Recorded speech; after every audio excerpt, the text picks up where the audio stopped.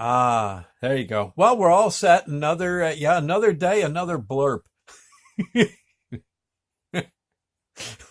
Well, okay. A blurb, by the way, a cross between a blog and a burp. In other words, it's like a blog, only more fun, like a burp would be, right? It's fun to burp. Okay, yeah, nothing wrong with that. Gosh, I a burp always breaks the ice. Blah, yeah. Well, it gets it. Yeah, it's a real attention getter, and usually will, at least with kids, bring on a smile. And if you're doing something that makes kids smile, chances are you're doing something right. Okay, I don't know. Anyway, yeah, grown-ups tend to smile for the wrong reasons sometimes. Kids, yeah, they know a good thing when they hear one. Anyway, I got this one. I found this little, well, blurb, written blurb. Uh, Gosh, I must have done it years ago. It came up somehow. I guess Facebook will send you stories you've done on the anniversary date of that story. I don't know, which is kind of cool. I kind of like that because I'd forgotten about this one. So let me read it to you, and then I want to talk about it. Basset hounds have great noses.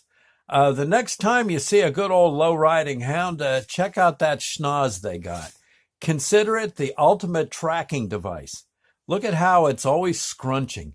If you watch, especially Millie, her nose is always, like a radar antenna. Like, yeah. And it's always scrunching. And note it also that it's always moist, always well maintained. Right. It's funny to see, but a hound nose is always moving back and forth, like I said, like a radar antenna. It's almost like an eye, but it's a nose instead. In fact, I just snuck up on the other day when I wrote this. I just snuck up on Millie, our hound. She was taking a nap, sound asleep. Very good sleeper, basset hounds. Yes, they're good. They're expert sleepers. I was inches away and very, very quiet. At the 2-inch mark, Millie's nose started to twitch. She was still asleep and motionless. Just her nose moved and nothing else. Earlier today, I found a bag of old cookies. Mostly it was crumbs and a tiny piece or two of broken cookies. I took them outside and threw them in the yard for the birds, being winter. Sadly, the cookies were just heavy enough to sink beyond sight into the fresh snow. The birds would never see them. Anyway, I did what I could. I got busy with the wood stove this morning and forgot about the cookies. Millie woke up from probably her third nap of the morning and decided it was time to go out and go puppy squat. And, when she's looking for just the right place to go, she'll spend quite a bit of time sniffing for just the right spot. Heaven only knows what she's hunting for, but it really seems to be a very important decision she's making. I mean, she really takes her time. I think sometimes she really has to go, but it's got to be in the right spot. Anyway, she's looking for that new spot. She was pulling me around really hard as she sniffed. And she has a way of getting low to the ground and shifting into low gear for traction. I don't know if you ever noticed, a basset hound will do that. They don't really walk when they're really wanting to pull you. They just kind of scrunch down, get their bellies about that far from the ground, and like a tractor. I mean, and in fact, I had a basset hound, our first one, Roxy, in the snow and stuff. You'd take her out for a winter walk on heavily crusted snow. I'd be slipping and falling all the way. She'd just get low and start digging her nails into the snow. She could pull me. Yeah, she could pull me along the snow. I'd fall. She'd keep pulling me. All I had to do was hang on. She'd get me to safety, to softer snow. Anyway, so back to Millie. Low to the ground and shifting into low gear for traction. I stood there. She's not, let's see, gear for traction. Oh, my heavens. Let's see. I stood there waiting and she sniffed. Pardon me, friends. I've just lost my spot here. Then all of a sudden she started, she sniffed around a bit and then she started eating the snow. She's not normally a snow muncher, so I was kind of surprised. And then it hit me. She was chewing the snow at that particular spot because it had cookie crumbs in it. She had found the visually invisible spot where I had thrown the cookie crumbs and watched them disappear. And I watched them disappear below the snow surface, figuring they were lost. Not to Millie. Nope, she had smelled them the second she walked out our front door and marched right to the hidden cookie crumbs. Once there, she took one confirming sniff and then started to gobble cookie crumbs in the snow as fast as she could. I guess she had a cookie crumb sundae, cookie crumbs on ice. Dogs are amazing, aren't they? God. And it's funny. I do dearly love them. But I ran into a guy, interviewed him. I don't know if I could find that interview, but if I could, it'd be worth putting on again. The guy was a dog trainer. He actually trained search dogs for 9/11. He to find unfortunately to find bodies left or human remains, even no matter how small. Dogs sadly are pretty good at that. He actually said his dogs, after a while, he'd have to take them out of service for a few weeks of R&R because they'd get depressed. It made them sad to be digging for what they were digging for. He said it's hard to tell a dog is sad, but you could tell. And he was talking about that.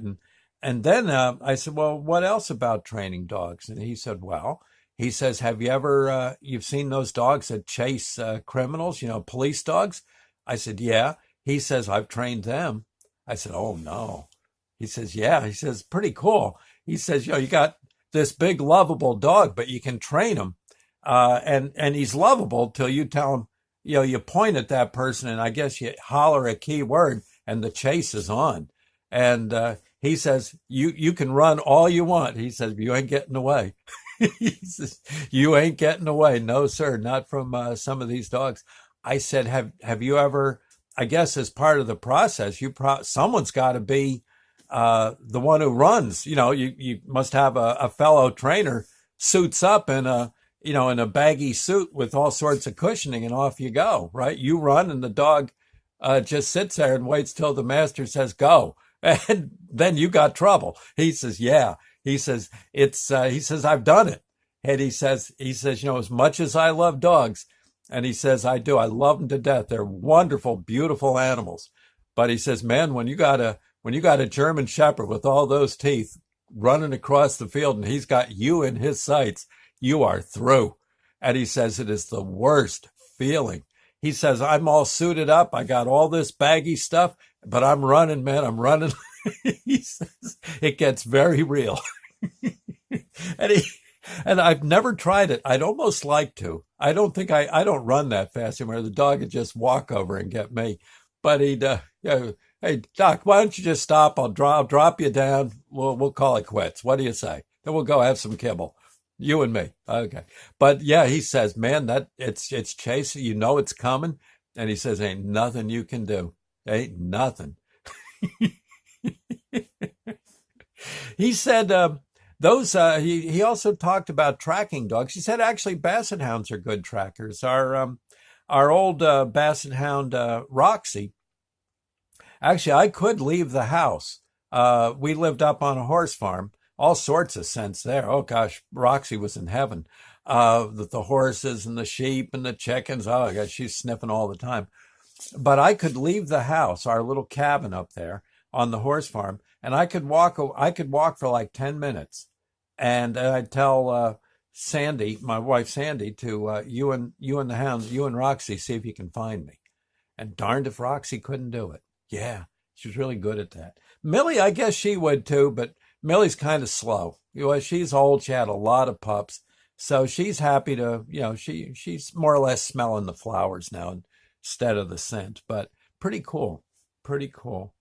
I'm trying to, I guess that fella told me that, like, we walk into a room as humans and maybe someone's cooking chicken soup and we smell, it smells like chicken soup. And yeah, okay. And we leave it at that. A dog walks in and the dog will smell that soup and say, I smell chicken broth. I smell the soap from washing the dishes. I smell the carrots, the peas, the potatoes, the noodles, and the parsley and the pepper that's in that soup. By the way, it needs more pepper. You can, yeah. They evidently can, like we differentiate colors and shapes and all that. They evidently can distinguish individual scents within the main aroma coming through, which I think is pretty cool. I guess it's like sharks, a drop or two of blood, in the water, and they turn the ocean into Route 80, heading for the scene. To them, it's a high class restaurant. They smell a little blood. What else? Oh gosh.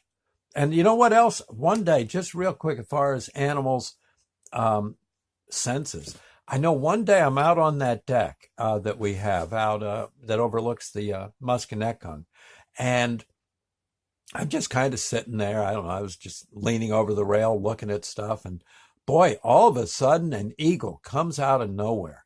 Now, eagles, well, you'll see them sometimes. You can, even from a distance, you can sort of tell it's an eagle flying, with its wings out, gliding. But an eagle has sort of a sinister way of gliding. It's like uh,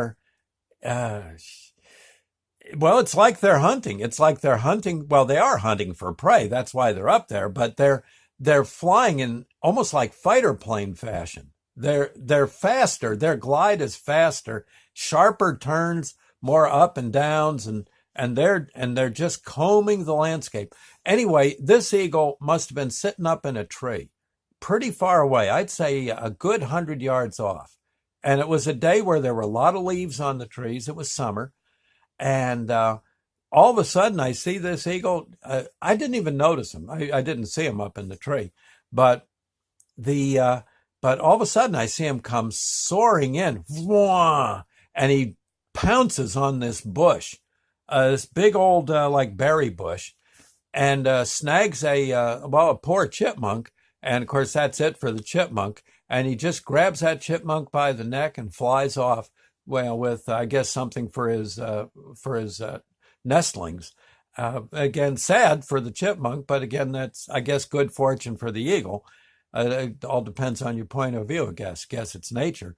But that eagle saw that chipmunk from like 100 yards off. I could be standing next to that bush and not see the chipmunk.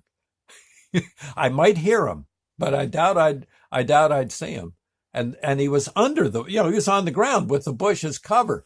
The chipmunk probably figured, well, I got it made here. I can eat all I want, find some berries. And next thing you know, the eagle's got him and evidently spotted him.